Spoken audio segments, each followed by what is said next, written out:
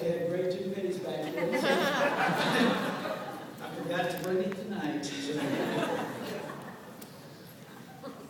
Wow, I'd just like to look out for a moment, just savor the moment, just such a special night, and I do appreciate it. In a professional career that spans 34 years, I've had the honor of receiving numerous awards, plaques, certificates, and recognition from various organizations and individuals. I have few things displayed in my office, and only one trophy has consistently been displayed wherever I've been since 1974. It is from my senior year at the University of Tennessee, and it is for Brother of the Year from my fraternity chapter. That trophy meant and continues to mean much to me because it came from my peers, my fraternity brothers. I now will proudly display a second award in my office that I will treasure for the rest of my life, and that is the Schaefer Award, because it comes from you, my peers. The Schaefer Award has particularly special meaning for me. As you heard earlier, I was AFA president in 1980 when my executive board created the award in honor of Dr. Robert Schaefer, who was my professor and mentor at Indiana University. He left such a mark on my life that I later dedicated my dissertation to him. I vividly remember the day we created the award, and I fondly recall the moment I presented the first Schaefer Award to him at the annual AFA NIC conference at the Pier 66 Hotel in Fort Lauderdale, Florida in December 1980. It was one of the few times that Dr. Schaefer actually was caught off guard and left speechless. It is with pride that I look out here tonight and see where AFA has come in the past 34 years. Some of you might be amazed that in those early years, Shelley Sutherland, Gail Byers-Webb, and other early pioneers got together in one of our hotel rooms prior to the annual conference, and we stuffed the conference folders ourselves. And Gail, who has beautiful handwriting, got stuck with the task of printing attendees' names on the many "Hello, my name is" name tags. Those were the only ones we could afford in those days because we only brought in $3,000. The goal of those early years was to convince our peers and others that we are viable and that a national professional organization is needed for individuals responsible for advising and working with the collegiate Greek community. It was tough going at first because there was opposition, but we and those who followed us persisted, and the organization survived and flourished. I take pride in our accomplishments, and perhaps the most important one was inviting delegates and others from NPC to our annual conference. Thus, NIC and NPC came together. It was not a widely accepted decision, but the NPC representatives welcomed the opportunity to meet with advisors from their host institutions, and for once, all of us who ultimately had the same constituency, collegiate undergraduate Greeks, broke bread at the same table. My most embarrassing moment as AFA president, and perhaps one of the most embarrassing of my life, came at the annual conference banquet at the end of my first term as president in Toronto in 1979. I had begun my State of the Association address with brief remarks in French. I was nervous from the struggle to speak French and moved to the next part of my remarks and next thanked the members of my executive board. One member was a wonderful DPhI from California, Barbie Deutsch, whom I recognize as Barbie Douche.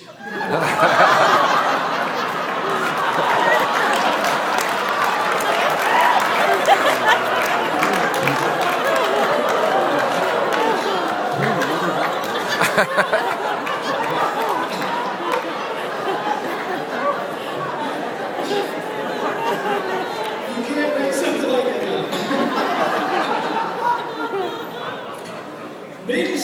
it was all downhill. From there, as just like you did, the audience erupted in laughter. Shelley Sutherland has never let me forget that horrible moment.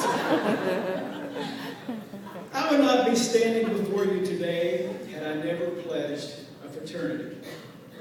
The vast majority of you would also not be here tonight had you not joined your respective sororities and fraternities. That one decision changed the course of my life. My fraternity, Pi Kappa Alpha, gave me my first job out of college. My fraternity gave me room, board, and a scholarship to attend graduate school after leaving the fraternity staff. My work with the fraternity led me to a lifelong career in higher education. And my closest friends, for the most part, are fraternity men and sorority women whom I have met over the years. All of my 2 children's godparents are Greek, including past AFA President Bridget Guernsey-Bearden. Kent Gardner and members of the Order of Omega board and staff are my second family. Carol Thompson, a Chi Omega, honors me tonight by traveling from Tucson for the banquet. She is a Pache Fellow winner. I believe in the Greek system.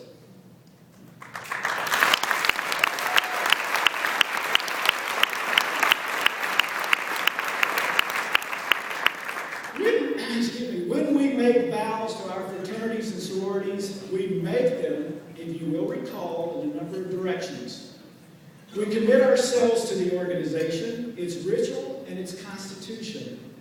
We also commit ourselves to every individual in the organization. We make a whole commitment. Now that's very tough. Pi K historian Jerry Real of Clemson University said, "I'm impressed whenever I go to a fraternity house and listen to them argue through problems. All the dislikes, the petty silliness that comes up in fraternity houses, the same kind of foolishness that will cause roommates to separate, will cause people to move out, will cause perpetually hurt feelings. But the fraternity offers a tough relationship in which I have to stick with you and you have to stick with me because we both formally agreed that we would stick together."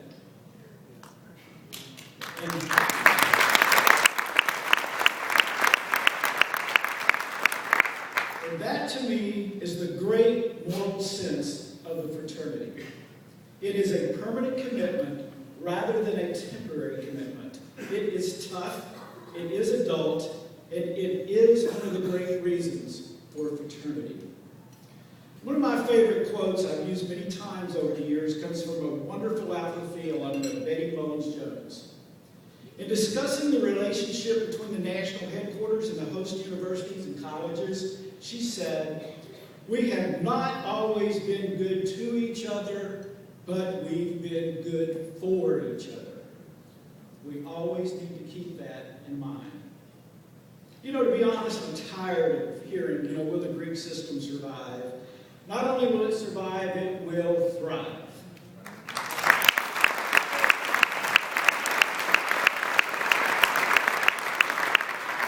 Sure, we must continue to educate our new members as they join the system, but what's wrong with that? We bring in new freshmen every year at our universities and colleges, and we find it necessary to teach them college survival skills. Even in many institutions like FAU, we have a course just to teach new students college survival skills. I want to talk to you about one thing, that's names. And a lot of us have people in our lives that we remember. I had someone high school guidance counselor, who got me to go to college. I had someone in college who encouraged me to get involved and go through Rush. Then there was Robert Schaefer. Then I had a mentor at Pitt who told me I had to get my doctoral degree to move up in higher ed. Right now, a lot of you can't remember maybe a lot of your college professors that you had, but if I ask you who influenced you to your career today, you can name that person. You will always remember the names of the individuals who got you where you are today.